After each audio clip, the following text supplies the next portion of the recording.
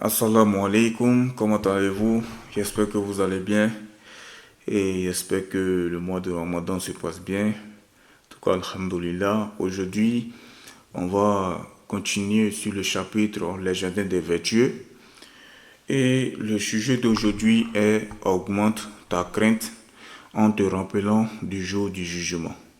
Donc aujourd'hui, c'est ce sujet que nous allons voir, que ce sujet fasse que nous nous rappelons, que nous prenons conscience et que nous craignons plus euh, et que nous craignons plus euh, Allah subhanahu wa ta'ala et que nous craignons plus Allah subhanahu wa ta'ala parce que ce jour et il y aura des choses effroyables, des choses terribles et comme nous allons le voir tout à l'heure. Et donc, on va commencer le sujet. A'udhu billahi minash shaitanir rajim. Bismillahir rahmanir rahim. Ashhadu an la ilaha illallah wa la sharika lah wa ashhadu anna Muhammadan abduhu wa rasuluh. La louange est à Allah, le Seigneur du monde, et que l'honneur et l'élévation en degré soient accordés au prophète Muhammad sallallahu alayhi wa sallam. Et nous demandons à Allah qu'il nous fasse apprendre de ce que nous ignorons, qu'il nous fasse nous rappeler de ce que nous avons oublié et qu'il nous augmente en connaissance. Et nous demandons à Allah qu'il nous accorde une intention sincère dans l'apprentissage de la science de la religion ainsi que dans son application. N'oublions pas de mettre une intention sincère. Donc, on va commencer. Dans un hadith, Anas, qu'Allah l'agrée, a dit: le messager de Dieu sallallahu alayhi wa sallam a tenu un sermon auquel je n'avais jamais rien entendu de semblable. Et il dit, le messager de Dieu sallallahu alayhi wa sallam, il dit, ce qui a pour sens: si vous saviez ce que je sais, vous ririez certainement peu et vous pleuriez certainement beaucoup. Alors les compagnons du messager de Dieu sallallahu alayhi wa sallam se couvrirent le visage et se mirent à pleurer en faisant entendre un assoulement. Et dans une autre version, quelque chose parvint au messager de Dieu sallallahu alayhi wa sallam concernant ses compagnons. Et il leur fit ces serments. On m'a présenté l'enfer, ce qui a pour sens. On m'a présenté le paradis et l'enfer, et je n'ai jamais rien vu jusqu'à ce jour de plus beau ni de plus affreux. Si vous saviez ce que je sais, vous ririez certainement peu et vous pleuriez certainement beaucoup. Alors les compagnons se couvrirent le visage et se mirent à pleurer en faisant entendre un assoulement. Donc ce hadith est une introduction pour nous, qui nous rappelle que nous ayons dans notre cœur en même temps la crainte d'Allah et l'espoir. La crainte de son châtiment et l'espoir de sa miséricorde. Mais lorsque tu sens que ton agonie arrive, alors tu fais prévaloir la miséricorde d'Allah, ton espoir de recevoir la miséricorde d'Allah, parce qu'il convient d'être optimiste. Donc, il convient d'avoir ces deux choses-là: la crainte de son châtiment et l'espoir de sa miséricorde. Allah Ta'ala dit dans le Coran, ce qui a pour sens: le moment n'est-il pas venu pour ceux qui ont cru en Allah, que leur cœur s'humilie à l'évocation d'Allah et devant ce qui est descendu de la vérité, c'est-à-dire le Coran. Donc dans ce verset, Allah Ta'ala nous dit ce qui a pour sens: le moment n'est-il pas venu pour ceux qui ont cru en Allah, que leur cœur s'humilie à l'évocation d'Allah et devant ce qui est descendu de la vérité, c'est-à-dire le Coran? N'est-il pas venu le temps? N'est-il pas le temps pour nous de nous réveiller? N'est-il pas temps pour nous de prendre conscience que ce jour dernier dont nous avons l'obligation de croire, ce jour-là est rempli de choses effrayantes, est rempli de choses effroyables, terribles. Dans un hadith, Al-Miqdad, qu'Allah l'agré, a dit: j'ai entendu le messager de Dieu sallallahu alayhi wa sallam dire, ce qui a pour sens: le jour de la résurrection, le soleil sera rapproché des gens à la distance d'1 mille. Suleiman ibn Amir, qui rapporte le récit d'Al-Miqdad, a dit, ce qui a pour sens: par Dieu, je ne sais pas ce qu'il voulait dire par 1000. Est-ce la distance connue sous ce nom, ou est-ce la longueur du bâtonnet à rimel? Donc, le mot 1000 en arabe a en effet les deux significations. Donc, les gens seront alors submergés par les sueurs, selon la valeur de leur œuvre. Certains le seront jusqu'à la cheville, c'est-à-dire les sueurs vont arriver jusqu'à leurs chevilles, et d'autres jusqu'à les genoux, jusqu'aux genoux, et d'autres, leurs sueurs vont arriver jusqu'à la hanche, jusqu'à leur hanche, et pour d'autres, leur sueur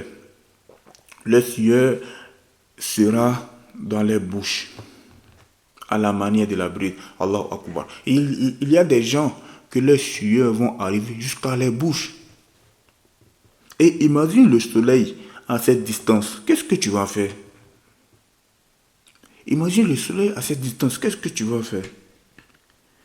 Quand le soleil est extrêmement loin, ici-bas, ici dans ce bas monde, le soleil est extrêmement loin. En été, parfois, la chaleur est tellement intense qu'on a mal à la tête. Quand on reste au soleil quelques minutes, juste quelques minutes, souvent, en été, tu es là, tellement il fait chaud, tellement la chaleur est intense, qu'on a mal à la tête. Pourtant, c'est juste quelques minutes. Pourtant, le soleil est extrêmement loin. On a besoin de trouver un endroit là où il y a de l'ombre. Et même à l'ombre, parfois on a trop chaud. Même à l'ombre, parfois on a trop chaud. Alors, qu'est dit alors de lorsque le soleil va se rapprocher de la tête des esclaves? Est-ce que tu es prêt pour ces jours? Est-ce que tu es prêt pour ces jours? Tu veux faire partie de ces gens-là qui auront le sueur qui les enveloppera? Ou bien tu veux être parmi ceux qui seront sous l'ombre du trône et qui ne seront pas tourmentés, qui ne seront pas châtiés? Donc, c'est maintenant, c'est aujourd'hui, c'est dans ce bon monde que tu vas faire la différence. Au jour dernier, certaines personnes seront noyées dans leur sueur, mais ils ne mourront pas. Ils auront ce châtiment, là mais ils ne mourront pas. Et nous, on ne veut pas faire partie de ces gens-là. Alors, il faut qu'on œuvre dans ce bas monde et qu'on craigne Allah subhanahu wa ta'ala. Il faut qu'on se rappelle de la mort. Il faut qu'on se rappelle de la mort. Et parce que se rappeler de la mort t'aide à te rappeler de ce qui vient après la mort. Et te rappeler de ce qui vient après la mort t'aide à craindre Allah et à ne pas lui désobéir. Et Inch'Allah, le prochain sujet sur la croyance musulmane, ça parlera du châtiment et la félicité de la tombe. Donc, il faut qu'on se rappelle de la mort. Pourquoi? Parce que se rappeler de la mort va t'aider à te rappeler de ce qui vient après la mort. Et de ce qui vient après la mort. Et te rappeler de ce qui vient après la mort t'aide à craindre Allah et à ne pas lui désobéir. Et dans un autre hadith, Aïcha, qu'Allah l'agrée, a dit, j'ai entendu dire le messager de Dieu, sallallahu alayhi wa sallam, ce qui a pour sens, le jour de la résurrection, les gens, et là, il ne parle pas de tous les gens. Non, les vertueux, eux, seront dans un bienfait au jour dernier. D'accord? Mais là, il ne parle pas de tous les gens. Donc, que le messager de Dieu, sallallahu alayhi wa sallam, a dit, ce qui a pour sens, les gens seront rassemblés pieds nus, complètement nus et non circoncis. Et Aïcha, qu'Allah l'agrée, a dit, ô messager de Dieu, est-ce que les hommes et les femmes seront rassemblés, seront ensemble, les uns regardant les autres?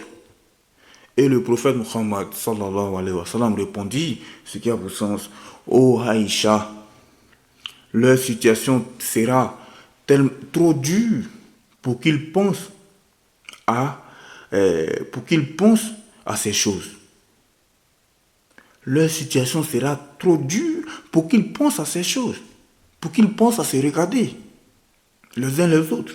Et dans une autre version, leur situation sera trop préoccupante pour que l'un d'eux regarde l'autre. Hadith rapporté par Al-Bukhari et Muslim. Et dans un verset du Coran, Allah Ta'ala dit dans le Coran ce qui a pour sens. Le jour où l'homme fuira son frère, fuira sa mère, ainsi que son père, sa compagne et ses enfants, chacun d'eux, ce jour-là, chacun d'eux sera ce jour-là trop préoccupé de lui-même pour penser aux autres. C'est-à-dire que tellement que la situation sera tellement terrible, effroyable, que l'homme, ce jour-là, l'homme fuira son frère, fuira sa mère, son père, sa compagne et ses enfants. C'est-à-dire, tellement que la situation, chacun sera tellement préoccupé de lui-même. Donc, il ne sera pas là à penser aux autres, mais lui-même son cas. Et dans un autre verset, Allah a dit dans le Coran, ô homme, ce qui a pour sens, ce qui signifie, ô homme, craignez votre Seigneur. La secousse de l'heure est une chose bien grande. Le jour où vous la verrez, c'est-à-dire l'heure, chaque nourrice sera tellement abattue qu'elle en oubliera ce qu'elle avait allaité. Et chaque femelle enceinte déposera ce qu'elle porte. C'est-à-dire qu'au jour de la résurrection, tellement que la situation est terrible, tellement que la situation est effrayante, que si une femme était enceinte, voilà, c'est une image, hein, si une femme était enceinte, elle fera une fausse couche. Une fausse couche. Et alors, dans la suite du verset, ce qui a pour sens, tu vois alors les gens ivres, bien que n'étant pas ivres. Donc, pourquoi les gens sont comme ivres alors qu'ils ne sont pas ivres?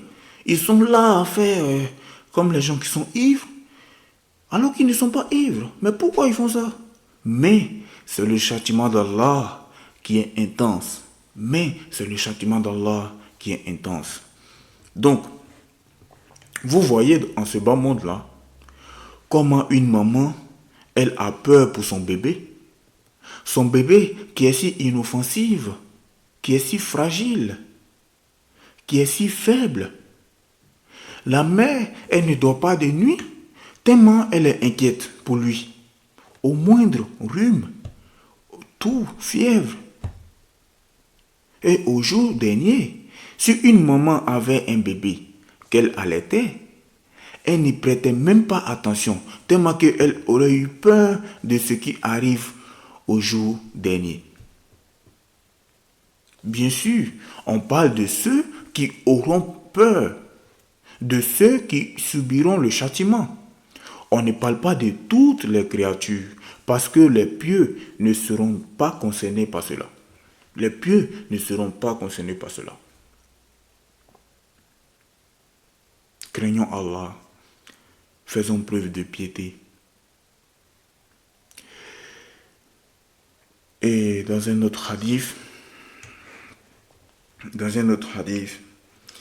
Abu Hurayra, qu'Allah l'agrée, rapporte, le messager de Dieu, sallallahu alayhi wa sallam, a récité ce verset. Ce verset, c'est dans la sourate Al-Zalzala. Donc, ce verset, que le prophète Muhammad sallallahu alayhi wa sallam a récité, c'est ce verset. Ces jours-là, ce qui a pour sens, ces jours-là, la terre fournira ses informations. Sourate 99, verset 4. Donc, dans ce verset que le messager de Dieu sallallahu alayhi wa sallam, il a récité, il a pour sens, ces jours-là, la terre fournira ses informations. Puis, il dit, le messager de Dieu, il dit alors, savez-vous ce que sont ces informations? Donc, il a demandé aux compagnons, savez-vous ce que sont ces informations? Et le compagnon dit, Dieu et son messager le savent mieux que nous.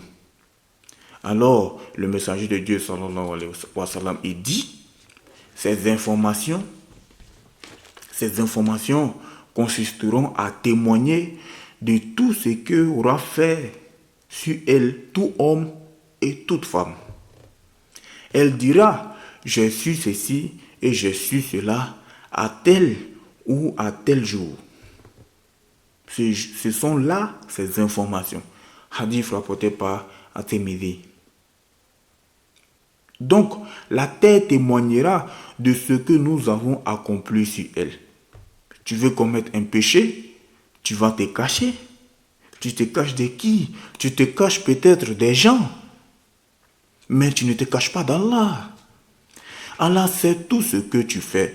Et la terre, elle va parler. Et elle dira, tu as fait telle et telle chose, et tel jour. Elle te rappellera même le jour où tu l'as fait. Tu ne pourras pas échapper. Tu ne pourras pas échapper. Alors, craignons Allah et répentons-nous avant qu'il ne soit trop tard. Et comme je l'ai dit, ce rappel est pour moi et pour vous. Craignons Allah et répentons-nous avant qu'il ne soit trop tard. Parfois, tu as envie de donner l'argent à un pauvre. C'est possible que tu vois quelques centimes, tu dis, ah, c'est pas assez. Et du coup, tu ne le donnes pas. Ne néglige pas le bien que tu peux faire, même si il ne te paraît pas beaucoup. Si tu penses au jour dernier, tu penses à tout ce qui va se passer au jour dernier, tu penses à la sueur des gens qui va arriver parfois jusqu'à la bouche, tu penses au soleil qui va se rapprocher, qu'Allah nous accorde sa crainte qui nous permet d'accomplir ce que Allah nous ordonne et d'éviter ce que Allah nous interdit. Donc, craignons Allah et nous le savons que tout ceci est vrai parce que tout ceci est est l'enseignement du prophète Muhammad sallallahu alayhi wa sallam, le véridique. Le prophète sallallahu alayhi wa sallam est véridique. Tout ceci est vrai. Si on sait cela, comment peut-on encore faire preuve d'insouciance? Courir après les plaisirs dans lesquels il y a des péchés. Qu'est-ce que nous ferons dans l'au-delà? Dans quel état serons-nous dans l'au-delà? Et qu'Allah nous accorde la piété, qu'Allah nous guide sur le droit chemin et que nous ayons la crainte d'Allah. Donc, c'était le cours d'aujourd'hui, alhamdoulilah.